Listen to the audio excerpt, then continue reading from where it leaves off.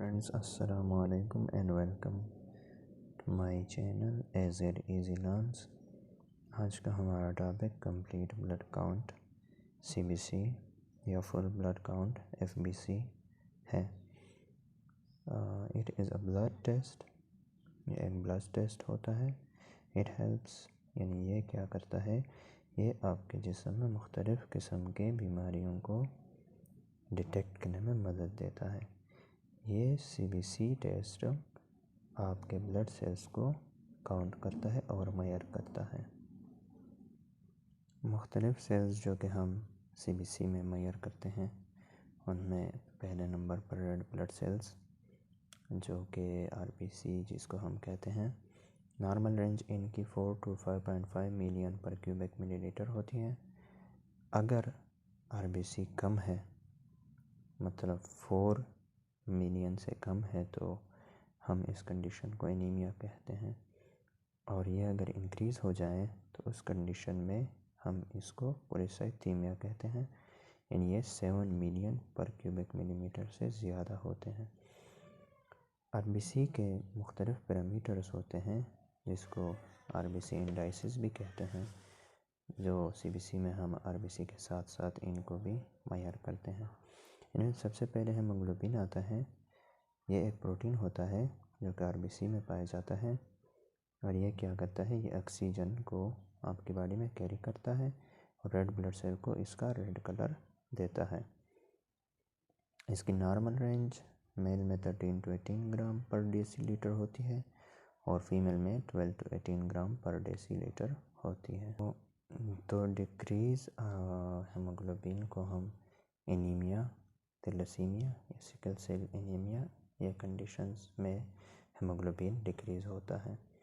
दूसरे नंबर पे हमारे पास एचसीटी, हेमाटोक्रिट या पीसीवी जिसको पैक्ड सेल वॉल्यूम भी कहते हैं। It is the proportion by volume of the blood that contains red blood cells. ये क्या है कि आपका ब्लड का जो वॉल्यूम होता है, यानी आप अगर ट्यूब में ब्लड लेते हैं तो उसमें कितने परसेंट आरबीसी पाए जाते हैं, इसको हेमाटोक्रिट कहते हैं। इसको परसेंटेज में हम एक्सप्रेस करते हैं। फॉर एग्ज़ाम्पल अगर 25% हेमाटोक्रिट हम कहते हैं, इसका मतलब ये होता है कि आपके 100 ml ब्लड में से 25 ml हेमाटोक्रिट है, यानी रेड सेल्स पाए जाते हैं। इसकी नॉर्मल रेंज 35 to 40% होती है। इसके बाद हम आते हैं एमसीवी पे, मेन कर्पस्कुलर वॉल्यूम पे। ये आपके होल ब्लड में एक आरबीसी का वॉल्यूम जो होता है उसको हम एमसीवी कहते हैं। एमसीवी जब इंक्रीज़ होता है तो इसको विटामिन बी डिफिशिएंसी कहते हैं, यानी इस कंडीशन में ये इंक्रीज़ हो सकता है। और आयरन डिफिशिएंसी एनीमिया में डिक्रीज़ होता है। इसकी नॉर्मल रेंज जो है 73 to 101 फेमटोलीटर होती है। 4 नंबर पे हमारे पास आरबीसी पैरामीटर्स जो हैं उनमें मीन कर्पस्कुलर हेमोग्लोबिन होता है एमसीएच, यानी कि 1 सेल में हेमोग्लोबिन की कितनी कंसंट्रेशन होती है, इसको एमसीएच कहते हैं। ये आयरन डिफिशिएंसी एनीमिया के वक्त एमसीएच कम होता है। इसकी नॉर्मल रेंज 27 to 32 पिकोग्राम होती है। इसके बाद नंबर 5 पे हमारे पास आरबीसी पैरामीटर्स में मीन कर्पस्कुलर हेमोग्लोबिन कंसंट्रेशन आता है, यानी ये हमारे रेड ब्लड सेल्स में जितने भी रेड ब्लड सेल्स हैं उनमें हेमोग्लोबिन की जो कंसंट्रेशन है एवरेज, उसको कहते हैं। आयरन डिफिशिएंसी एनीमिया कंडीशन में ये कम होते हैं और इसकी नॉर्मल रेंज जो है 27 to 34 ग्राम पर डीएल होती है। सीबीसी में आरबीसीज़ के बाद हम जो दूसरी टाइप सेल्स हैं जो मालूम करते हैं वो है डब्ल्यूबीसीज़, वाइट ब्लड सेल या leucocytes. These are immune cells. ये क्या है, ये इम्यून सेल्स हैं जो कि आपके बाहर से जो इन्वेडर्स आते हैं, मतलब कोई बैक्टीरिया या वायरस जो भी चीज़ें माइक्रो ऑर्गेनिज्म आती है, एंटीजन आते हैं, तो उन पर ये अटैक करते हैं, उनके साथ ये फाइट करते हैं ताकि आपके जिस्म को इन्फेक्शन से बचा सकें। इसकी नॉर्मल रेंज 4,000 to 11,000 पर क्यूबिक मिलीमीटर होती है। अगर डिक्रीज़ हो डब्ल्यूबीसीज़ तो इस कंडीशन को ल्यूकोपीनिया कहते हैं। और ल्यूकोपीनिया किस वजह से होता है? ये वायरल इन्फेक्शन, मलेरिया, डेंगू और टाइफाइड की वजह से होता है। और अगर इंक्रीज़ हो जाए WBC तो इसको हम ल्यूकोसाइटोसिस कहते हैं। ल्यूकोसाइटोसिस बैक्टीरियल इन्फेक्शन, निमोनिया और यूरिनरी ट्रैक्ट इन्फेक्शंस की वजह से होती है।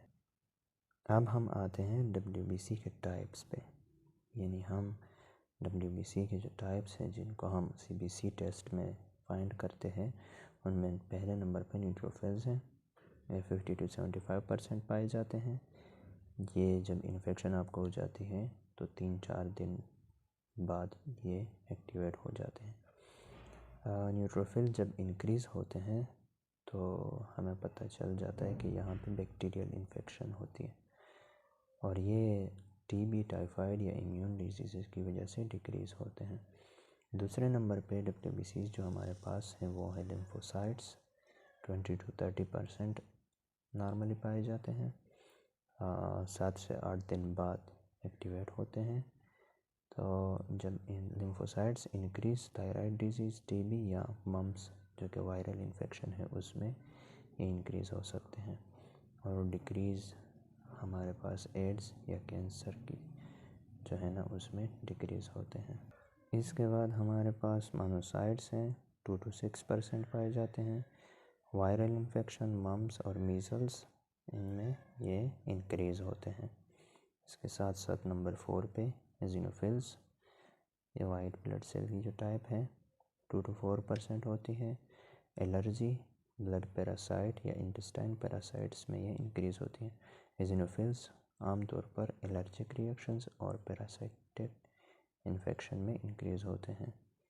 इसके साथ साथ बेसोफिल्स जो कि बहुत ही कम मिकदार में पाए जाते हैं, 0 to 1%।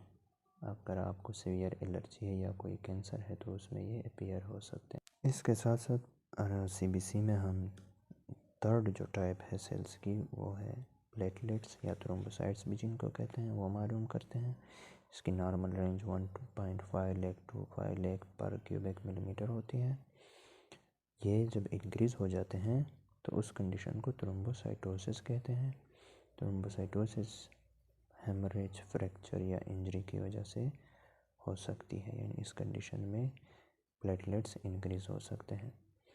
और डिक्रीज़ प्लेटलेट्स को हम थ्रोम्बोसाइटोपेनिया कहते हैं। थ्रोम्बोसाइटोपेनिया मलेरिया, डेंगू या टाइफाइड फीवर में यह कंडीशन आती है। यह था हमारे पास CBC।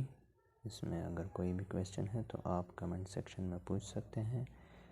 इंशाल्लाह नेक्स्ट टाइम अगली नेक्स्ट वीडियो के साथ आएंगे।